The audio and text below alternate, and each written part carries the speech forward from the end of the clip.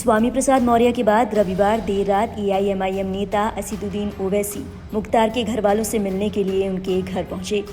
इसी बीच अखिलेश यादव के मुख्तार अंसारी के घर न जाने को लेकर तमाम सवाल उठ रहे हैं। इस पर सपा नेता और पूर्व मंत्री यासिर शाह ने अपनी वालिदा के इंतकाल की कहानी सुनाई। इस कहानी के जरिए उन्होंने ये बताने की कोशिश की कि अखिलेश यादव अभी तक मुख्तार अंसारी के घर शोक जताने क्यों नहीं पहुंचे।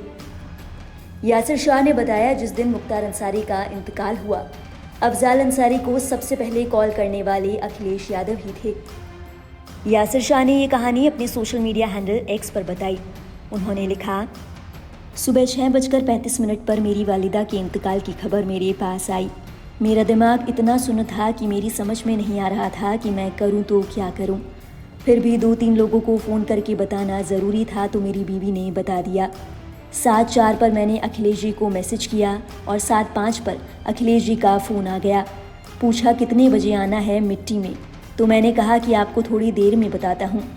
जब कुछ होश संभाला तो मैंने उनसे फ़ोन कर कहा कि भैया बेइंतहा भीड़ होगी और मिट्टी रात के 10 बजे से पहले नहीं हो पाएगी, आप आज मत आइए, बाद में ताज़िया में आ जाइएगा।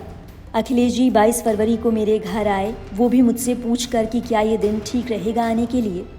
यासिर शाह ने आगे लिखा, जिस दिन मुख्तार साहब का इंतकाल हुआ उस दिन सबसे पहले अफजाल अंसारी साहब को बात करने वालों में अखिलेश जी ही थे, और एक बार नहीं कई बार। अखिलेश जी महरूम मुख्तार अंसारी साहब के यहाँ कब जाएंगे, कितने दिन बाद जाएंगे, ये मुख्तार अंसारी साहब के घर वालों और अखिलेश जी के बीच की बात है। समाजवादी पार्टी का हर नेता, चाहे हिंदू हो या मुसलमान, जो भी उनके घर जा पाया उसी वक्त पहुँच गया। सब ने अपनी अपनी तरह से श्रद्धांजलि दी और इस बात को चीख चीख कर कहा कि मुख्तार साहब कोई आम इंसान नहीं बल्कि हिंदू मुसलमान दोनों के लिए देवता थे, मसीहा थे। यासिर शाह ने आगे लिखा, जैसे मेरी वालिदा थी, मेरा गम था, वैसे ही मुख्तार अंसारी साहब के घर वालों का गम उनके घर वाले ही समझ सकते हैं और कोई नहीं महसूस कर सकता। हाँ, इस पर अपनी राजनीतिक रोटियां सेकने वाले और उनके घर जाकर दावत उड़ाते फ़ोटो खिंचवाने वाले आपको ज़्यादातर मुसलमान ही मिलेंगे, वो भी पतंग पार्टी के इफरात में होंगे। बताते चलिए, मुख्तार अंसारी की मौत के बाद अखिलेश यादव ने योगी सरकार को घेरा था। उन्होंने कहा था कि उत्तर प्रदेश सरकारी अराजकता के सबसे बुरे दौर से गुजर रहा है।